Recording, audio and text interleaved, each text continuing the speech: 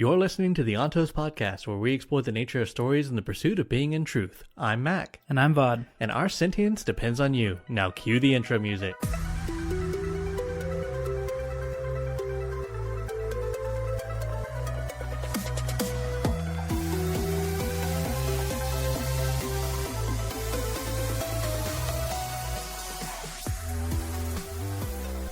What would it be like if every nation, from the Isles in the south to the terraced hills in the north, were united under a single government?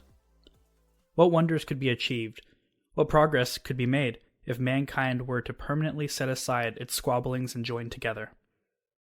It is too much, I suppose, to even hope for a single unified empire of man. It could never happen. Chapter 11. Chapter 11. So, Chapter 11, we open up with Vin, Doxson, and Kelsier arriving to Cayman's old lair. And, oh boy, we get to see the carnage that a Steel Inquisitor can do this time. This is definitely not a children's book. Well, I don't know. It can be a teenage book. You know, Brandon doesn't focus too heavily on it. He mentions it. But, you know. Didn't he say at one point it seemed like his chest was opened up by someone with their bare hands? Yeah, but it wasn't gruesome in detail. Like, it didn't explain every drop of blood and dripping. But gruesome things happened. Yeah, so, like, maybe higher teenage. Maybe we're getting into, like, late middle school, early high school probably is a good age. But regardless, we get to see the carnage that a Steel Inquisitor brings forth, which, you know, if we thought Kelsier, you know, messing up the plantation, Kelsier's fight at this point at House Venture, this scares him. And we end up learning that the Steel Inquisitor is still on Vin's trail, because they were not supposed to find this lair. So, there's not much to discuss here, and this could be a relatively quick and short episode here. But one thing I wanted to mention was Vin immediately wants to blame herself for this. She goes, "This is my fault. Since the Steel Inquisitor is on my trail, obviously all these people dying are on me." And Kelsier fights pretty hard to explain to Vin that that's not the case, right? Cayman was the one who was using you to scam He was the one that tried to scam an obligator. Yeah. I don't know why I forgot scam. That's a pretty simple word. He was the one who tried to scam an obligator. It's just parsing language in this level, you know? Yeah. The dimension threw me off. I don't know. But it was Cayman's fault, right? Cayman so blatantly used her in this means. But another thing that points out is Kelsier asks if Vin's all right. And Vin's like, none of them are my friends. And Kelsier, coming from Kelsier, the man who's like, if you serve the Final Empire, you forfeit your life. Oh man, Vin, that's kind of cold-hearted. It's like, ooh, that's cold. Yeah. Okay. I don't know if he's the right person to be pushing that and pointing that out, but glass houses and all that. Yeah, I mean, it makes sense though. That fits with Kelsier's character at this point. He has like an undying hate for the noblemen, but he seems incredibly caring for his crew. Sure. And so in his eyes, this was Vin's old crew. And so he does see this as being off. But Sazed comes in, says some religious rites for the dead. Turns out it's a random religion that he has memorized. And once again shows that he believes that every religion deserves to be remembered. Because Vin asked him, is this the one you believe in? He's like, I believe in them all. She's like, how can you do that? Don't they contradict themselves? And he's like, oh yeah, definitely. They all contradict each other at some point. But, in his eyes, who is he to decide which one's right? You know, I think this gives good insights into the Keepers, because the Keeper's job is not to determine what's right to pass on. It's to pass everything on and let people determine what's right, which I think is really cool. Well, Kelsier goes out looking for Cayman. He's supposedly been keeping an eye on him to make sure that this group is in fact making his life miserable. And they go to try to find him, and there he is. And again, I mean, this one's a bit more gruesome. Spike through the mouth, hanging in the center of an alleyway. And really, that's kind of where we're left. I think one big thing I want to talk about, though, is the fact that Vin comes in and surprises Kelsier, and Kelsier nearly sprays her with coins. But something that's big here is he realizes he's being soothed, just barely. And we get to see that bit pay off already, that training with Breeze pay off. Because Kelsier's blown away by how quickly and how good she is at it already. And that actually is really surprising to me because she says she uses it by reflex. And you would think that by reflex she would be thinking, oh, I'm going to slam this allomancy, into you because I've only been used to using a small amount of power. But she's already like picking up on using things really, in a subtle manner to the point where even Kelsier is like, daggum. Yeah, I mean, and that's where we're left with this episode, or this chapter, essentially. So, really quick, really short to the point, what are some big things you wanted to talk about this? Because I think there were a lot of, like, subtle hints at, I guess, more developing these characters, but nothing big outside of the fact that the realization that a Steel Inquisitor is still on Vin's trail happens. There were a few things that I missed on my first try that I thought were really interesting. Here's one example. There's only 20 Steel Inquisitors in the whole Empire.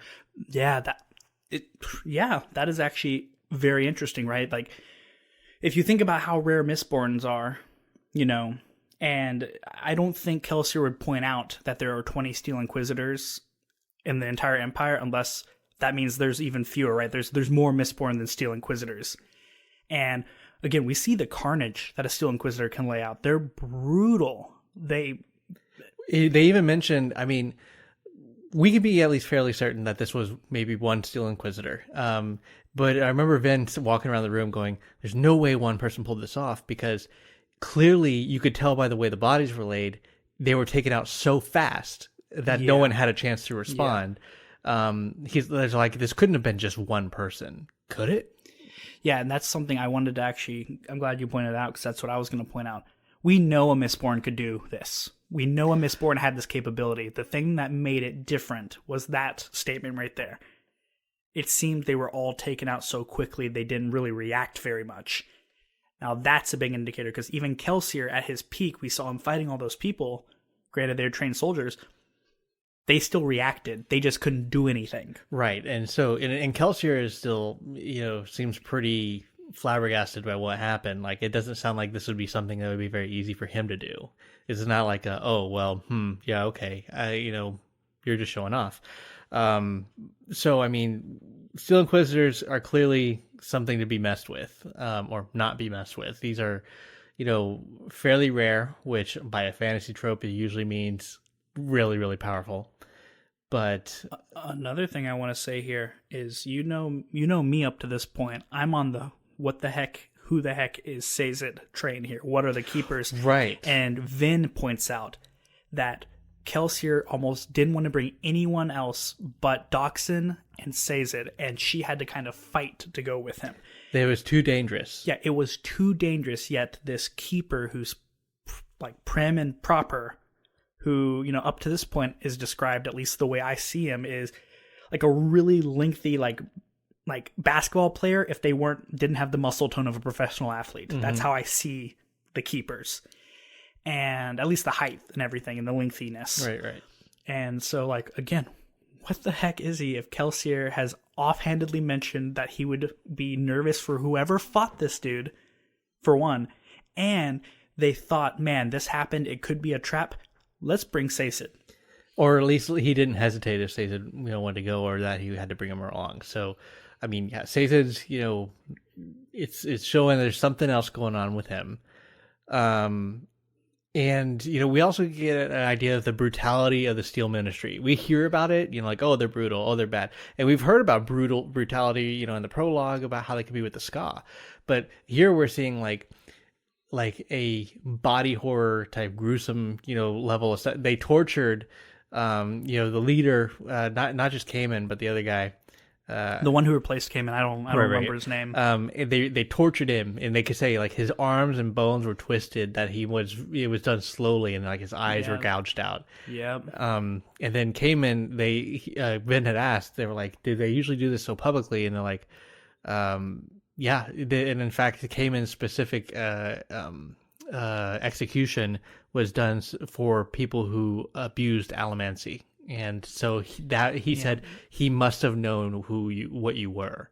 And so it's a possibility they know that she's a Mistborn. They know that she's at least a Misting. Yeah. And he knew it. I was going to say, I think the Kelsier points that out. I don't think in this case, based on how Kamen treated her, I do not think he knew she was a Mistborn. Because, I mean, it could be the abuser's pattern here in the sense that he did know, and he was going to just beat her and keep her down so she wouldn't rise up with her power to basically confront him. The earth shook there for a minute. Yeah, I mean, oh wow. It could be that he knew what she was and he would beat her down so that she wouldn't rise up with this power when she found out she had it. But I think that if he knew she was a Mistborn, I really think he would have looked for a payday, because in the way he was cowardly, at least the way he was described, that might have been too much of a problem for him to handle. So he'd rather get paid and get rid of the problem. I think it's a little bit of speculation, because like he probably knew that she was a Misting. I agree with that. He knew He knew that because the idea was that because of the way he was executed, he would have had to admit to something like that. But if he also probably didn't know a whole bunch about allomancy. He probably didn't even know what metals to give her. He just knew that if I bring her along, she's going to soothe. And so, we get to see this, the actual like brutality of why everyone fears the Steel Ministry specifically. Yeah. The other thing is we talk about emotional allomancy, and Kelsier says, he makes a good point. You better rein those reflexes in, because the noblemen are going to notice if you're using emotional allomancy. Yeah, you have to be really like subtle with them if you're going to use it at all. And so, it just kind of like raises our stakes, because like now Ven, she has some things that she has to worry about. I mean, she popped her 10 on, during this chapter, and it like overwhelmed her. The smells became overwhelming, the lights became overwhelming, and then she's also popping her emotional allomancy on. She's not quite used to these powers. At least, she might have gotten cool steel pushing, and yes, she might be really, really gifted, but these powers are at least somewhat of a liability for her, and she's got to keep them in track. Yeah, they're definitely not subtle yet, and we're going to see next chapter whether or not she can really pull it off with her first visit to a nobleman's ball. Hey guys, it's Matt.